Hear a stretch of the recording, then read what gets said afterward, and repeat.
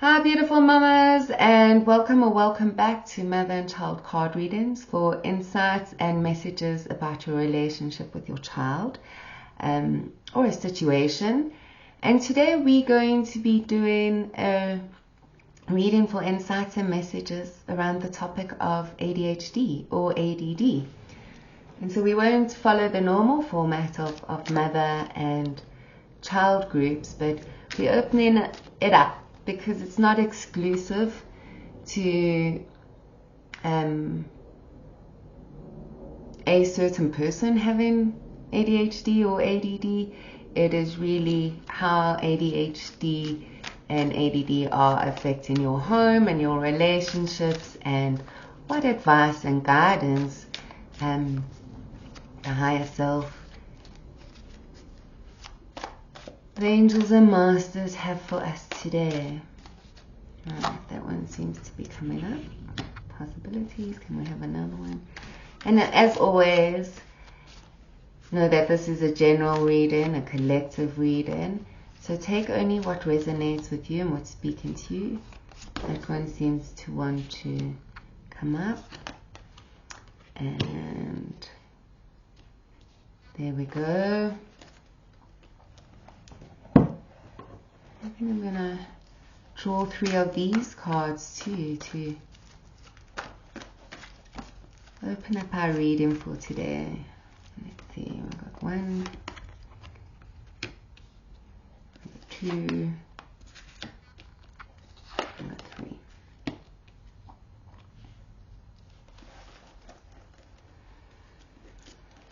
Okay, let's see.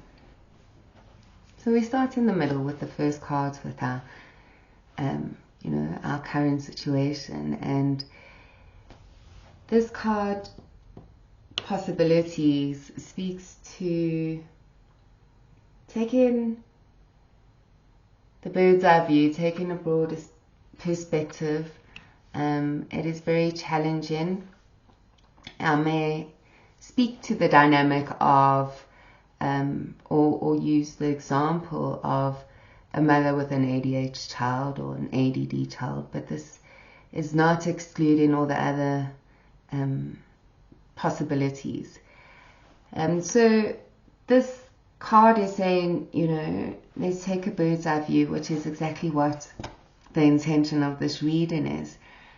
Because of how our child's ability to hold attention and our child's ability to perhaps, go deeper into the meaning, to stay with the conversation, to concentrate, can become quite an uncomfortable or a contentious or conversation.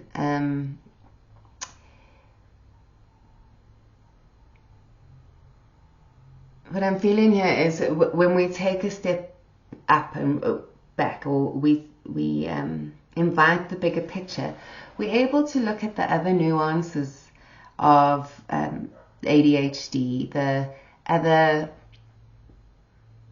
maybe even like aspects of ourselves or our child that are behind the ADHD, not necessarily the cause of it, but there's a saying with people in comas, that there's someone in there, even though they're not speaking to you, even though their condition is one where they're silent, there is still someone in there. And it feels like that's what the card is saying, like when we can take a bird's eye view of it and maybe like step back a little bit, we connect more into the person behind, rather than the diagnosis or the behavior that's causing problems or asking for changes, Because this card over here speaks of changes, and it's not necessarily speaking to positive or negative changes, but what it feels like here is it may feel that a change in terms of perhaps it's a school, perhaps it's medication, perhaps it's a perspective, perhaps it's the environment, that a change is being called for, that this change may alleviate what seems to be the symptomatic side of ADHD or ADD that can feel hinders us or works against us or makes mainstream makes people with this very dynamic attention sort of rhythm or speed feel inadequate, feel less than, feel like failures, you know. So the change over here feels very much like a supportive environment, or an environment that can be open and intelligent, if I may say. I mean, that's sort of the word that's coming up, that can give helpful advice, or at least allow your child or yourself to feel that you're in a supportive environment, and that ADHD, the disorder or the lack of order in that speed of attention can also be allowed to serve the situation. And it's not just a deficit, it's not just a disorder. And when there's a profound understanding of how the mindset of ADD or ADHD works, it actually opens a brilliant curiosity. Because, okay, so to draw an analogy, my children both have ADHD, and I'm literally the polar opposite in the way that I think is I can hold not only my attention on one thought or one conversation, but, you know, can hold two thoughts, two opposing thoughts, can do that integrative thinking of, okay, well, we're making a decision now, but how it's going to impact later, all right? And then I have my children who come from the energy of impulsive thinking and physical busyness. And, you know, when it's drawn as an opposite like that, you might say, well, it sounds like I'm the one that's better off because I have this ability to, you know, create order and create steadiness and pre-plan, you know, and use my energy efficiently. But that's not necessarily the case, because there are spaces in between these two extremes, that there are times when the impulsivity and the quick moving of my boys is actually more appropriate for the situation, or helps the situation work out quicker. You know, and sometimes the ability to react and give a clear reaction in the situation is actually more appropriate than my style of not reacting, holding it for a little bit, and then, you know, coming back with a very rational or what feels like a well thought out perspective. So yeah, I'm feeling two different things. That the change is either happening right now, or change is required on the situation, and it's feeling very strongly that it's about an environment, and yeah, there's a beautiful sense of being able to appreciate the way that attention works, not from a perspective of good or bad, but from a space of appreciating that, you know, in its balance, sometimes it works for, and sometimes it works against, and sometimes there's an environment that supports it, and sometimes there's an environment that really doesn't understand and can't actually be supportive of the different mindset. Because, you know, I just think it's incredible that we don't have a few people with ADHD disorder. We have a population, and it would be kind of incredulous in my mind to say that a population or a group, a large percentage of people, by the way they think, are inappropriate or relegated from participating. It kind of switches me around to say, I see that the systems, like if we just take the education system or maybe even the medical system, that at least in the Western world are pretty outdated. You know, they've been around for a lot of generations. And if nothing else, I think ADHD is exposing the lack of the ability for the system to cater to or acknowledge or to adapt and work with, I think it's something around, and I may be wrong, about 35% of children are kinetic learners, so there's activity they need to be able to move. They are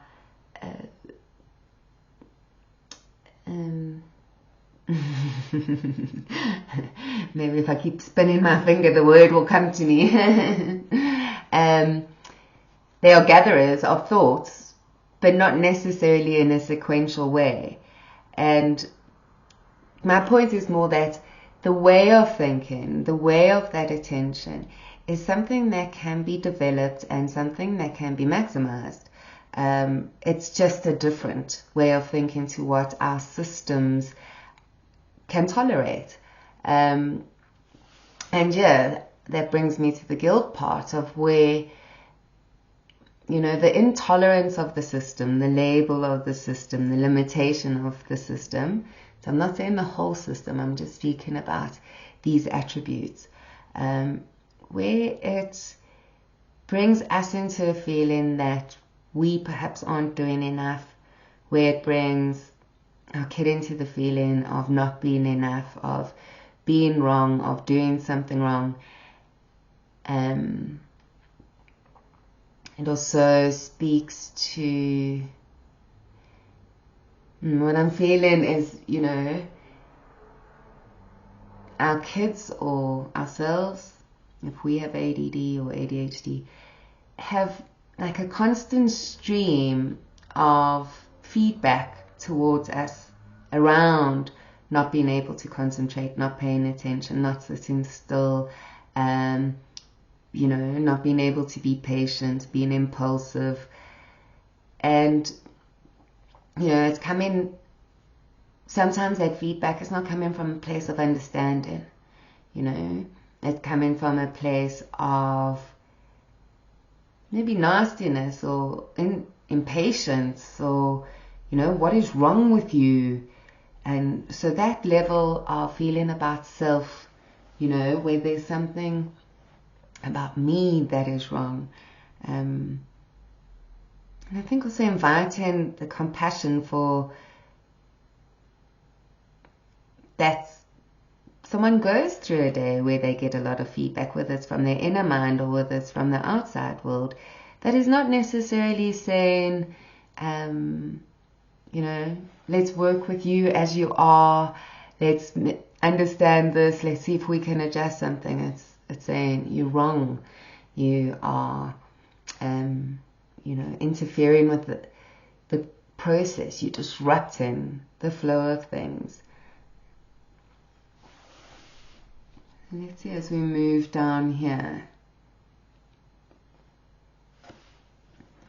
So in the space of possibility and seeing it from a bird's eye view, and we take all the good and the bad and the nice and the not nice, or what works and what doesn't work away from it, and we look at it merely as the way someone holds attention, their mindset, and just the way that it works. It feels like it's a good time now to sort of make space, not necessarily to sit in the decision of what changes need to be made or, you know, how is this affecting my child's self-esteem, but to just sit in the space of possibility and to contemplate some ideas that are new or different to what the trajectory has felt, especially if you've gotten to the point where you know, your child's been seen, your child's been diagnosed, your child is on medication, or you're going through that process, and it's not a, you know, it can be a hit and miss situation where, you know, with my one son, we've tried 4 different kinds of medication and none of them actually work really well. But rather intuitively or rather spontaneously, some ideas around changing what he eats came up in that whole trial and error with the medication. And, you know, that ended up really supporting him. So just opening up and releasing from the not knowing and the what to do next and what's going to work and what must I change, you know, and allowing for a space of ideas to come through that may resonate quite uniquely to your situation or to your family situation. And yeah, this is more of creating a space than demanding an answer. It's just saying it's a good time to embrace this possibility of perhaps taking a step back and seeing it from a different perspective or from a more holistic perspective. And there's a beautiful message here of just saying you're supported and you're protected. Sometimes it feels scary or wrong in a way, especially if we aren't in the medical or mental health or teaching profession, to trust ideas that come from within us that don't necessarily seem to be on the same level as what we've been told. Like in my example, I was categorically being told that only medication would resolve the situation. And yeah, to trust the intuitive and to, you know, try it out and to see the results and then to give feedback, you know, to a medical doctor. It's, yeah, that's really the energy that feels here. And there's a beautiful card of success and take action, you know.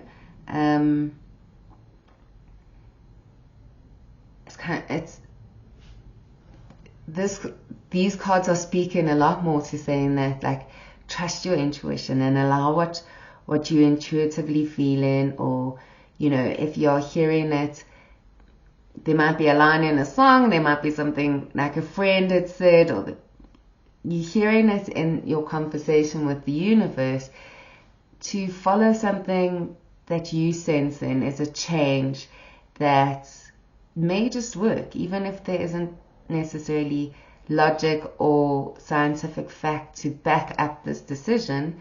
Or maybe you don't even know that you have invited this idea and you're doing it already. But what the message is here is that you can trust yourself and the information that's coming up through you, and that you protected. You're not putting anyone at risk for taking a little bit of time to think about how the information and advice or diagnosis or suggestions are resonating with you and how they feel in relation to you and your child, and yeah, making a little bit of space for that. So let's see if there's any more messages that would like to come in.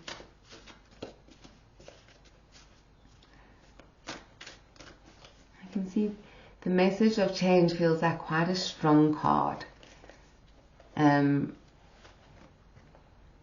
I know I started with possibility, but it very much actually feels like the leader card of the message of opening up to, you know, the possibility that there may be some changes that really help. And that may come from you and not from a professional or, someone who carries the authority on a societal level.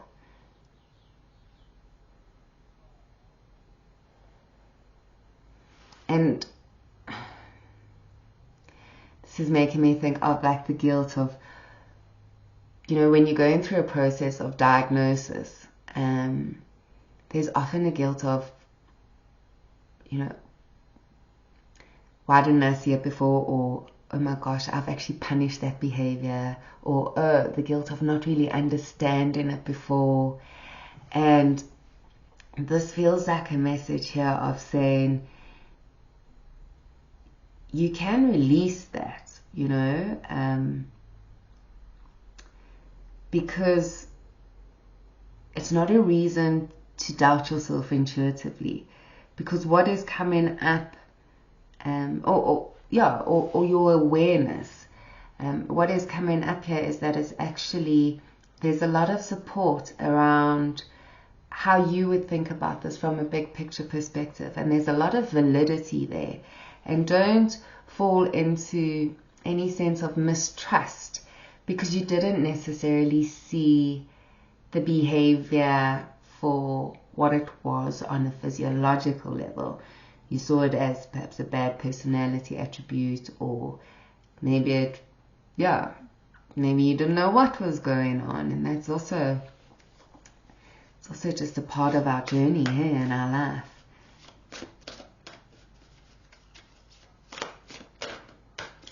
So let's see if there's any other messages that can support our overall message for today. It's interesting that they're all Archangel Raphael, and that's beautiful because he is our healer emotionally and physically. And he just always resonates. I've worked so much with this energy with children, and I absolutely love this healing energy. And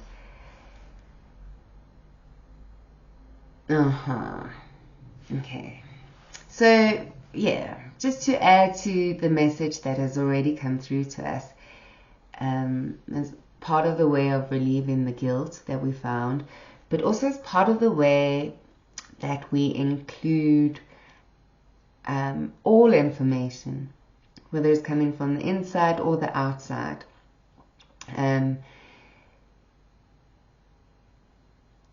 With the perspective of not to know the reason why everything's happening, but with that level of trust that this is unfolding, not from a space of doing wrong, or, was it something I've done that's caused my child, or was putting them in that school, just because it was my dream that they attended that school, but it wasn't a good match. Those kinds of thoughts that we go through when we haven't really been able to connect with and understand the child or the person, the sense of self-esteem behind the diagnosis or behind the condition.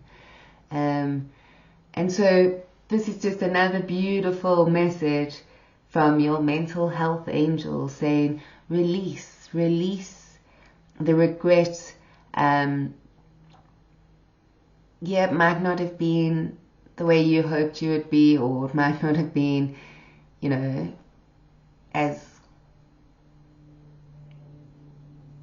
might not have been what you wanted it to be. But the point of this one is saying is like, release the regret and the guilt around the situation, so that you can see the higher perspective, so that you can see the possibilities that are available.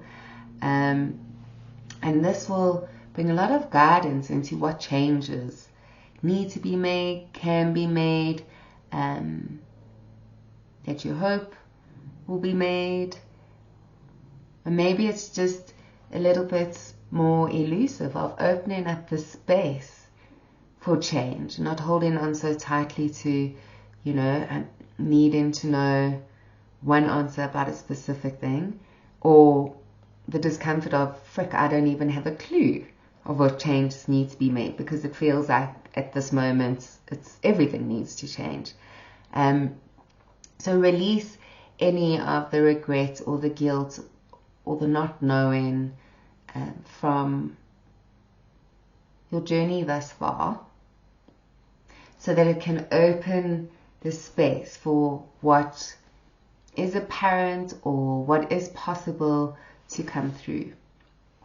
And there's a lovely, lovely, lovely affirmation, and it seems to also be speaking to perhaps past guilt and regret, is that if your intuition or yourself in any way got tainted or injured by this failure to recognize something or that you experience in it, there's a wonderful message of saying it is safe to trust yourself, you know, and it's safe to trust the situation.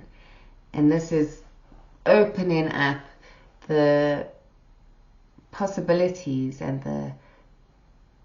the view of the specific dynamic.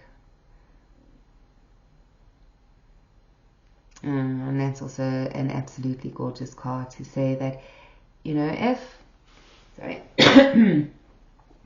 if in any way the relationship between you and your child has been difficult, whether it's difficult because it feels like there's disconnection, or whether it's difficult because it feels like there's constant conflict, or it's difficult because you're seeing your child sad and suffering, or it's difficult from a physical perspective where they just actually don't really stop much, and there's breakages, and whatever the situation is, there's a lovely message here saying that very positive new emotional connection is possible. So whether this is going to happen between you and your child, whether this is happening between you and a partner, or you and a therapist, or you and a friend, there is a wonderful supportive energy saying that,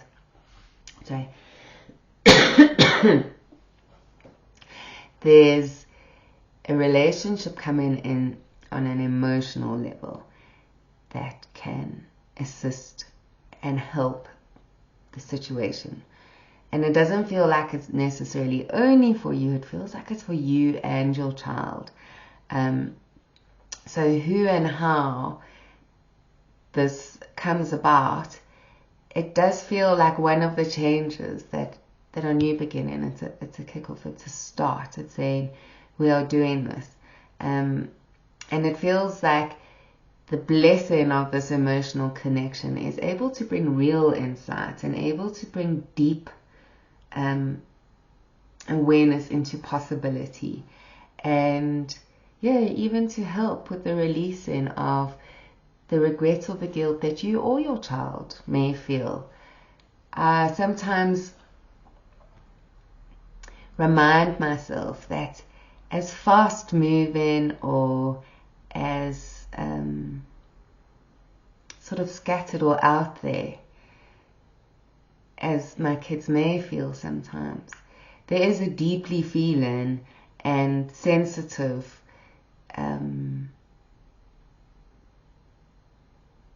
child inside that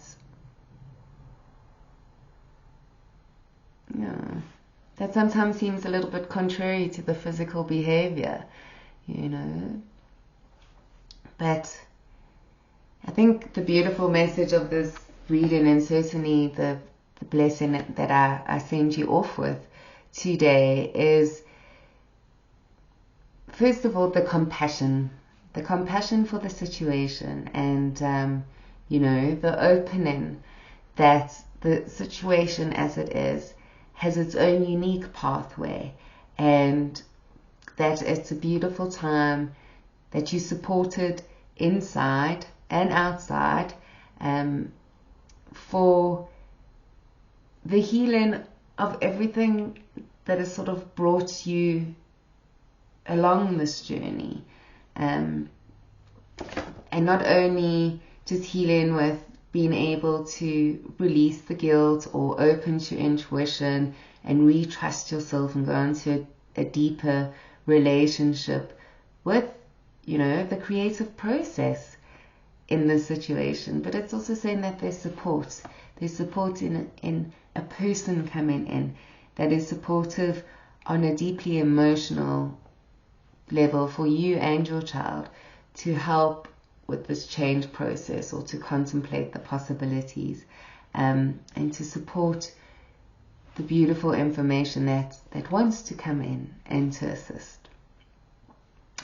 So mamas, that's the reading for today. I hope that it brought something for you that was helpful, and until the next time, lots and lots of love.